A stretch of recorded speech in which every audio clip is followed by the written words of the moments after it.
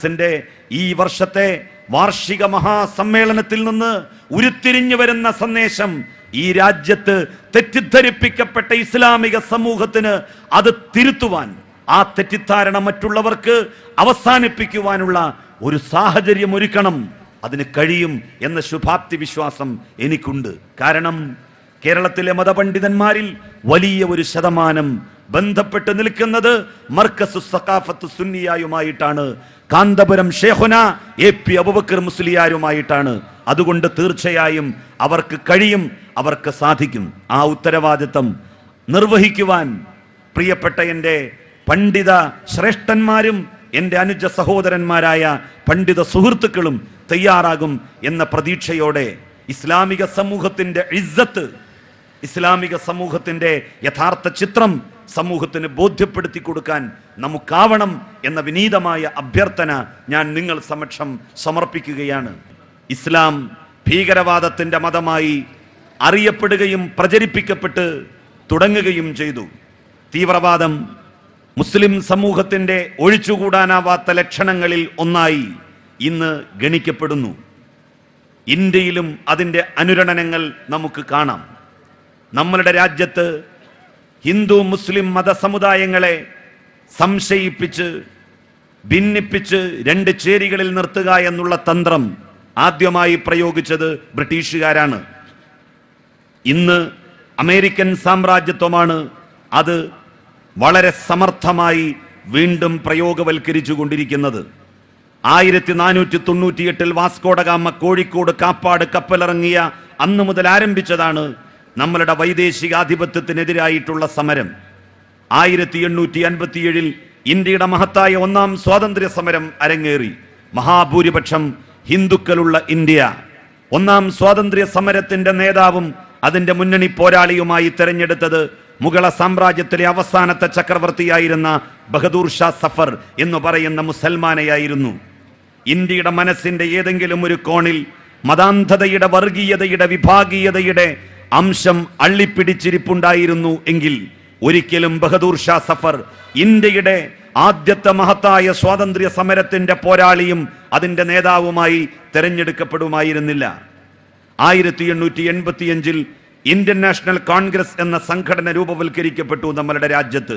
സാമ്രാജ്യത്വത്തിനെതിരായി, colonial വാഴ്ചക്കെതിരായി ഇന്ത്യയിലെ വ്യത്യസ്ത മതജാതി വിഭാഗങ്ങളെ ഒരേ പ്ലാറ്റ്ഫോമിൽ അണിനിരത്തിക്കൊണ്ട് പുതിയ സമരത്തിന്റെ പോർക്കളങ്ങളും മുഖങ്ങളും സൃഷ്ടിക്കുക എന്നുള്ള ലക്ഷ്യത്തോടെ രാജ്യത്തിന്റെ മതേതരമായ പൈതൃകം ഉയർത്തിപ്പിടിച്ചുകൊണ്ടാണ് ആ ദേശീയ പ്രസ്ഥാനം പ്രവർത്തനം ചടുലമാക്കിയതും വ്യാപിപ്പിച്ചതും.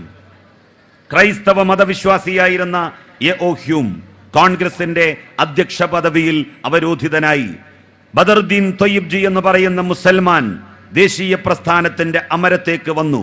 W.C. ബാനർജി എന്ന പാർസി മതവിശ്വാസി രാജ്യത്തിന്റെ ദേശീയ സംഘടനയുടെ തലപ്പത്ത് വിരാജിക്കുന്ന കാഴ്ച നമ്മളുടെ നാട് കണ്ടു. എല്ലാ മതവിഭാഗങ്ങളും ജാതി വിഭാഗങ്ങളും ദേശീയ പ്രസ്ഥാനത്തിൽ അണിചേരുകയും അവർ ദേശീയ പ്രസ്ഥാനത്തെ മുന്നോട്ട് ചലിപ്പിച്ചുകൊണ്ടിരിക്കുകയും ചെയ്ത ഘട്ടത്തിൽ ആദ്യമായി വ്യത്യസ്തങ്ങളായിട്ടുള്ള ജനവിഭാഗങ്ങൾക്ക് വ്യത്യസ്തങ്ങളായിട്ടുള്ള പാർട്ടികൾ എന്ന ആശയം ബ്രിട്ടീഷുകാർ ഇന്ത്യയിൽ പ്രചരിപ്പിക്കുകയുണ്ടായി.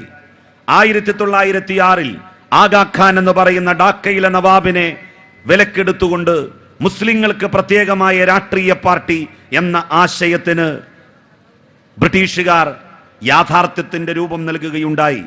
അങ്ങനെയാണ് സർവേന്ത്യ മുസ്ലിം ലീഗ് എന്ന് പറയുന്ന സംഘടന രൂപവൽക്കരിക്കപ്പെടുന്നത്.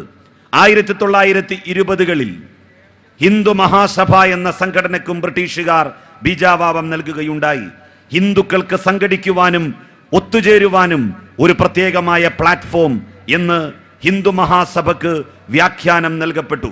1936 നാഗ്പൂരിൽ വെച്ച് RSSഉം രൂപീകൃതമായതോടെ ഇന്ത്യയിൽ മതവർഗീയതയുടെയും വിഭാഗീയതയുടെയും ചരിത്രം അതിന്റെ മൂർധന്യത്തിലേക്ക് നീങ്ങുന്ന കാഴ്ചയാണ് നമ്മൾ കണ്ടത്.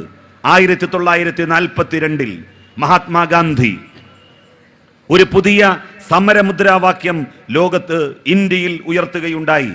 അത് മറ്റൊന്നുമായിരുന്നില്ല, ക്വിറ്റ് ഇന്ത്യ എന്ന മുദ്രാവാക്യമായിരുന്നു. ബ്രിട്ടീഷുകാർ രാജ്യം വിട്ടുപോകണം.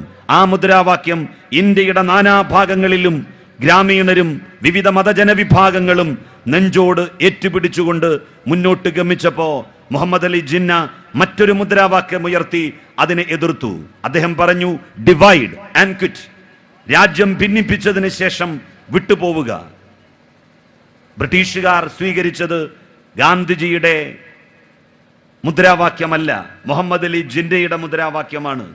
അവർ ഇന്ത്യയെ വിഭജിച്ചുകൊണ്ട് നാട്ടിൽ നിന്ന് വിട്ടുപോകുന്ന കാഴ്ചയാണ് നമ്മൾ കണ്ടത്. പതിനായിരക്കണക്കിന് ലക്ഷക്കണക്കിന് മുസ്ലിങ്ങൾ തങ്ങൾക്ക് വീതം വെച്ച് കിട്ടിയ പാകിസ്ഥാനിലേക്ക് ഏറെ പ്രതീക്ഷകളോടുകൂടി പോയി. അങ്ങനെ പ്രതീക്ഷകളോടുകൂടി ബോംബെയിൽ നിന്നും, ഡൽഹിയിൽ നിന്നും, ലക്നൌവിൽ നിന്നും, കൽക്കട്ടയിൽ നിന്നും പലായനം ചെയ്തു പോയ മുസ്ലിങ്ങൾക്ക് പാകിസ്ഥാൻ എന്ന് പറയുന്ന ഭൂപ്രദേശത്ത് നേരത്തെ ഉണ്ടായിരുന്ന ആളുകളുമായി സമരസപ്പെട്ടു പോകാൻ കഴിഞ്ഞില്ല. പല രാഷ്ട്രീയാവകാശങ്ങളും അവർക്ക് പാകിസ്ഥാനിൽ നിഷേധിക്കപ്പെട്ടു. ഗത്യന്തരമില്ലാതെ അവസാനം ഇന്ത്യയിൽ നിന്ന് വിഭജനാനന്തരം കുടിയേറി പാർത്ത പാകിസ്ഥാനിലെ മുസ്ലിങ്ങൾക്ക് അവിടെ ഒരു പ്രത്യേക രാഷ്ട്രീയ പാർട്ടി രൂപീകരിക്കേണ്ടി വന്നു. മുഹാജിർ ഖൗമി മൂവ്മെന്റ് എന്നായിരുന്നു ആ പാർട്ടിയുടെ പേര്. അൽതാഫ് ഹുസൈൻ ആയിരുന്നു ആ പാർട്ടിയുടെ നേതാവ്. മുഹാജിർ ഖൗമി മൂവ്മെന്റും അൽതാഫ് ഹുസൈനും പാകിസ്ഥാനിൽ വിളിച്ച ഒരു മുദ്രാവാക്യമുണ്ട്, we want equality with the first grade citizens of Pakistan. പാകിസ്ഥാനിലെ ഒന്നാം തരം പൗരന്മാരെ പോലെ ഞങ്ങളെയും ഗണിക്കണം. അത്തരമൊരു മുദ്രാവാക്യം പാകിസ്ഥാനിൽ, ഇന്ത്യയിൽ നിന്ന് വിഭജനാനന്തരം പാകിസ്ഥാനിലേക്ക് കുടിയേറി പാർത്ത മുസ്ലിങ്ങൾക്ക് വിളിക്കേണ്ടതായിട്ട് വന്നു. മാതൃരാജ്യം, പെറ്റുവീണ നാട്, ആ നാടിനോട് എല്ലാ മനുഷ്യർക്കും വൈകാരികമായി ഒരു അടുപ്പവും ബന്ധവും ഉണ്ടാകും. ഞാൻ ഓർക്കുന്നു, പ്രവാചകന്റെ ജീവിത ചരിത്രത്തിലെ തിളക്കമാർന്ന ഒരു അധ്യായം. മക്കയിലാണ് പ്രവാചകൻ മുഹമ്മദ് മുസ്തഫ സല്ലല്ലാഹു അലൈഹി വസല്ലം ജനിച്ചത്. ആദർശ പ്രചരണ സ്വാതന്ത്ര്യം മക്കയിൽ നിഷേധിക്കപ്പെട്ടപ്പോ മദീനയിലേക്ക് പലായനം ചെയ്യാൻ പ്രവാചകൻ നിർബന്ധിതനാവുകയുണ്ടായി. മുഹമ്മദ് മുസ്തഫ സല്ലല്ലാഹു അലൈഹി വസല്ലം താൻ ജനിച്ചു വീണ മണ്ണിൽ നിന്ന് മദീനയിലേക്ക് പലായനം ചെയ്യുന്നതിന്റെ തൊട്ടു മുമ്പ് മക്കയുടെ നേർക്ക് കൈ ഉയർത്തി കണ്ണീരൊഴുക്കി പറയുന്ന ഒരു വാക്കുണ്ട്, അല്ലയോ മക്ക, നിന്നെ ഞാൻ അതിരറ്റ് സ്നേഹിച്ചിരുന്നു. നിന്റെ മാറിടത്തിൽ നിന്ന് ഒരിക്കലും പറിച്ചു നടപ്പെടണമെന്ന് ഞാൻ ആഗ്രഹിച്ചതല്ല. നിർബന്ധിതമായ സാഹചര്യത്തിന്റെ സമ്മർദ്ദമില്ലായിരുന്നു എങ്കിൽ ഞാൻ നിന്റെ മാറിടത്തിൽ തന്നെ കിടന്നു മരിക്കാനാണ് ഇഷ്ടപ്പെട്ടിരുന്നത്. ഇത് പ്രവാചകൻ മുഹമ്മദ് മുസ്തഫ സല്ലല്ലാഹു അലൈഹി വസല്ലം മാത്രം പറയുന്ന വാക്കല്ല. ലോകത്ത് ഏത് രാജ്യത്ത് ഏത് മണ്ണിൽ ജനിച്ചു വീഴുന്ന ഒരു പൗരനും ഒരു മനുഷ്യനും ആ മണ്ണിൽ നിന്ന് വിട ചൊല്ലുമ്പോ അവരുടെ മനസ്സുകളിൽ പറയാൻ ആഗ്രഹിക്കുന്ന വാക്കുകളും വാചകങ്ങളുമാണ്. പാകിസ്ഥാനിലേക്ക് വിഭജനാനന്തരം ഏറെ പ്രതീക്ഷകളോടുകൂടി ചേക്കേറിയ മുസ്ലിങ്ങൾ 1971 ബംഗ്ലാദേശ് എന്ന് പറയുന്ന ഒരു നാട് പാകിസ്ഥാൻ പിളർന്നുണ്ടായ ഘട്ടത്തിൽ ഇന്ത്യയിലേക്ക് തിരിച്ചു വരാനുള്ള ഒരവസരമായി ഉപയോഗിച്ചു. ലക്ഷക്കണക്കിന് മുസ്ലിങ്ങൾ പാക് അതിർത്തി കടന്ന് ഇന്ത്യയിലേക്ക് ഒഴുകിയെത്തി. അവരെ നമ്മളുടെ രാജ്യം ഇരു കൈകളും നീട്ടി സ്വീകരിച്ചു. അവരെ നിരാകരിച്ചില്ല. ഇന്ത്യ മഹാരാജ്യം അവർക്ക് എല്ലാ സംരക്ഷണവും നമ്മളുടെ നാട് നൽകി.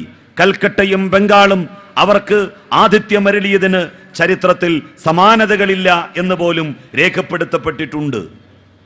ഈ രാജ്യം അപകടപ്പെട്ടു പോയാൽ അതിൻ്റെ നഷ്ടം ഈ രാജ്യക്കാർക്കാണ്.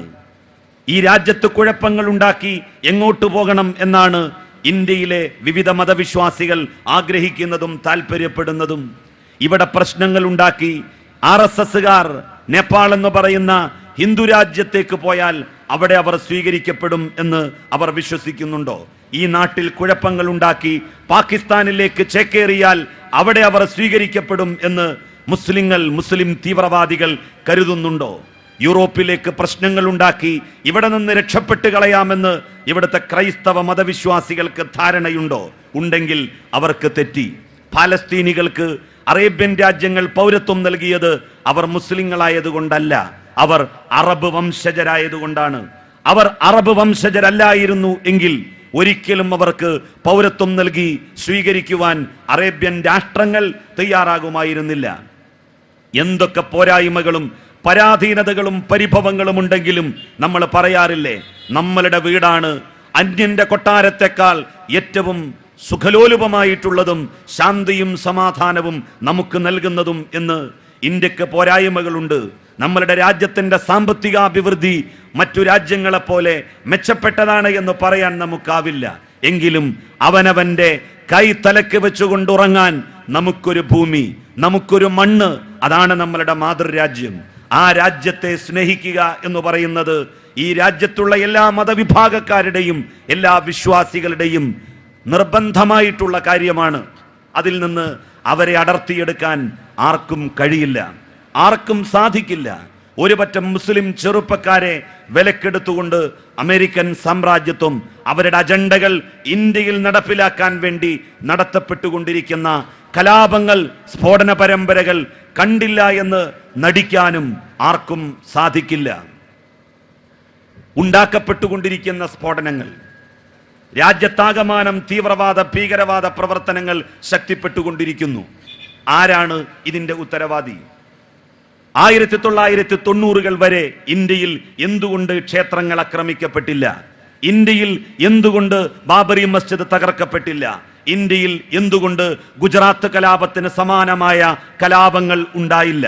ഒരു വേള പാക് വിഭജനം നടന്ന് നമ്മളുടെ രാജ്യം വിഭജിക്കപ്പെട്ടതിന്റെ മാനസിക സംഘർഷം നിലനിൽക്കുന്ന കാലയളവിലൂടെ കടന്നുപോയ ഇന്ത്യക്ക് ഗുജറാത്തിന് സമാനമായ ഒരു കലാപം ചൂണ്ടിക്കാണിക്കാനാവില്ല.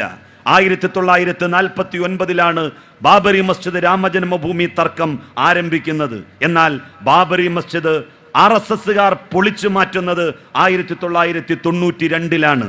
92 വരെ എന്തിന് കാത്തിരുന്നു ബാബറി മസ്ജിദ് പൊളിക്കാൻ? 90-കൾക്ക് ശേഷം വരെ എന്തിന് കാത്തിരുന്നു കശ്മീരിലെ തീവ്രവാദികൾ അവരുടെ ഭീകരവാദ പ്രവർത്തനത്തിന് ശക്തി കൂട്ടാൻ? 90-കൾ വരെ എന്തിന് കാത്തിരുന്നു ഇന്ത്യയുടെ വിവിധ ദിക്കുകളിൽ സ്ഫോടന പരമ്പരകൾ നടത്തിയ മുസ്ലിം ചെറുപ്പക്കാർ അല്ലെങ്കിൽ ഹിന്ദുത്വ തീവ്രവാദികൾ? എന്തിന് കാത്തിരുന്നു?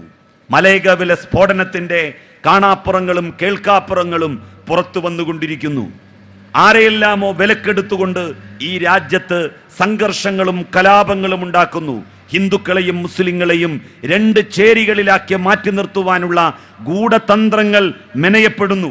ഒരു രാജ്യത്തെ നശിപ്പിക്കാനുള്ള ഏറ്റവും നല്ല വഴി ആ രാജ്യത്തുള്ള വ്യത്യസ്ത ജനവിഭാഗങ്ങളെ സംശയത്തിന്റെ മുൾമുനയിൽ നിർത്തുക എന്നുള്ളതാണ്. മുസ്ലിം തീവ്രവാദികൾ രാജ്യത്തെ ഇന്ത്യയെ ദുർബലമാക്കാൻ, ഇന്ത്യയിലെ ഭൂരിപക്ഷ മതസമുദായത്തെ ഇല്ലാതാക്കാനാണ് ഈ സ്ഫോടന പരമ്പരകൾ നടത്തുന്നത് എന്നാണ്. അതാണ് ഈ തീവ്രവാദികളുടെ ലക്ഷ്യമെങ്കിൽ പാകിസ്ഥാനിൽ അവരെന്തിനാണ് ബോംബ് സ്ഫോടനങ്ങൾ നടത്തുന്നത്? ഇറാഖിൽ അവരെന്തിനാണ് ബോംബ് സ്ഫോടനങ്ങൾ നടത്തുന്നത്? സൗദി അറേബ്യയിൽ അവരെന്തിനാണ് ബോംബ് സ്ഫോടനങ്ങൾ നടത്തുന്നത്? അഫ്ഗാനിസ്ഥാനിൽ അവരെന്തിനാണ് ബോംബ് സ്ഫോടനങ്ങൾ നടത്തുന്നത്? തീവ്രവാദികൾക്ക് ഇന്ന മതക്കാരുടെ ജഡം എന്ന യാതൊരു നിർബന്ധവും ഇല്ല. അവർക്ക് വേണ്ടത് മനുഷ്യരുടെ കബന്ധങ്ങളാണ്. അവർ ഏത് മതവിഭാഗക്കാരാകട്ടെ, ഏത് രാജ്യക്കാരാവട്ടെ. ആയിരക്കണക്കിന് ആളുകൾ വെള്ളിയാഴ്ച ജുമാക്ക് വേണ്ടി പ്രാർത്ഥനാ നിർഭരമായ മനസ്സോടെ പള്ളിയിൽ ഒത്തുകൂടിയപ്പോഴല്ലേ പാകിസ്ഥാനിൽ ബോംബ് പൊട്ടിയത്? 500ഓളം ആളുകളല്ലേ ആ ബോംബ് സ്ഫോടനത്തിൽ മരണപ്പെട്ടത്? ഇന്ത്യയെ ദുർബലമാക്കാനും ഇന്ത്യയിലെ ഹൈന്ദവ സമുദായത്തെ ഇല്ലാതാക്കാനുമാണ് മുസ്ലിം തീവ്രവാദികൾ ശ്രമിക്കുന്നത് എന്ന് പ്രചരിപ്പിക്കുന്നവരോട് ഒരേ ഒരു ചോദ്യമേ ചോദിക്കാനുള്ളൂ. എങ്കിൽ ഹൈദരാബാദിലെ മക്ക മസ്ജിദിൽ എന്തിനവർ ബോംബ് വെച്ചു? ഞാൻ നേരത്തെ സൂചിപ്പിച്ചില്ലേ, തീവ്രവാദികൾക്കും ഭീകരവാദികൾക്കും ആവശ്യം മനുഷ്യരുടെ കബന്ധങ്ങളാണ്, മനുഷ്യരുടെ ഡെഡ് ബോഡികളാണ് ആവശ്യം അവർക്ക്. അല്ലാതെ ഇന്ന മതക്കാരുടെ ഡെഡ് ബോഡികൾ, മൃതദേഹങ്ങൾ എന്ന യാതൊരു നിഷ്കർഷതയും നിബന്ധനയും അവരെ സംബന്ധിച്ചിടത്തോളം ഇല്ല.